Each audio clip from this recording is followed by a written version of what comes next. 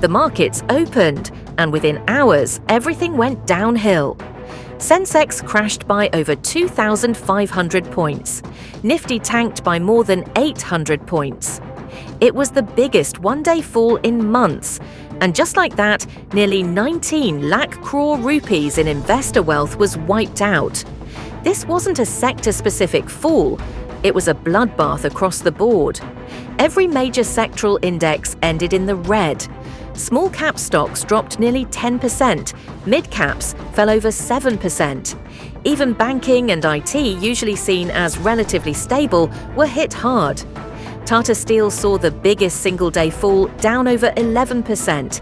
Tata Motors, Tech Mahindra, massive losses across the board. So what caused this massive panic?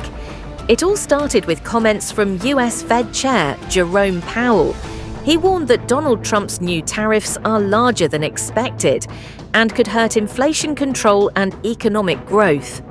US markets crashed, with the Nasdaq entering bear territory after falling over 20% from its recent high.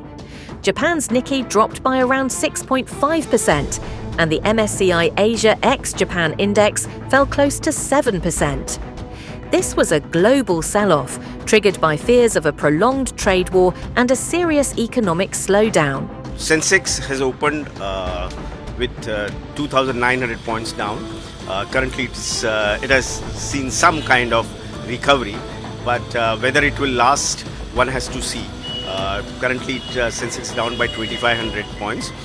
This was on expected lines, because on Friday, when China announced retaliatory measures and they also imposed 30+ tariff on US import, the US market went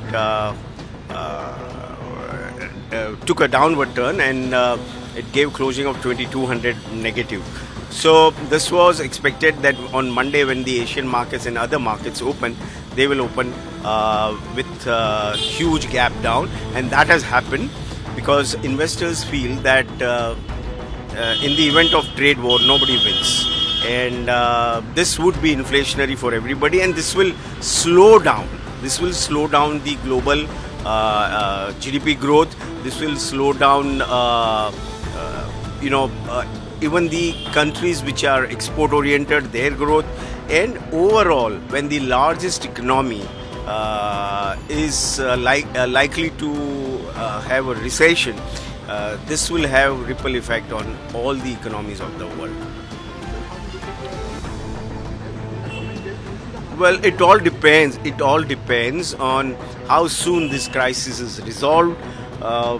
Apparently, as of now, nothing looks possible in the near term, but you never know, and you have to keep hope for the future. If we talk about the investor, what should we do?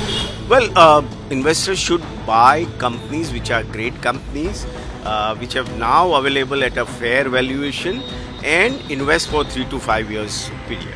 Now let's break down the 5 key reasons behind the crash in Indian markets. First, every major market is falling, with no sign of recovery in sight. Secondly, Trump's new tariffs on over 180 countries caught markets off guard. Hopes of quick negotiations are fading. Third, rising inflation, shrinking profits, and falling consumer sentiment. Experts warn the global economy could be heading into trouble. Fourth, after turning buyers last month, foreign investors are now selling again.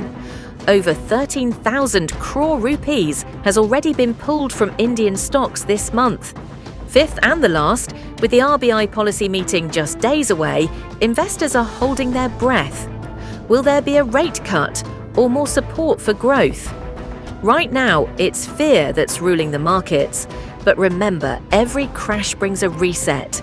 Investors are now watching, waiting, and hoping that this storm settles before it gets worse.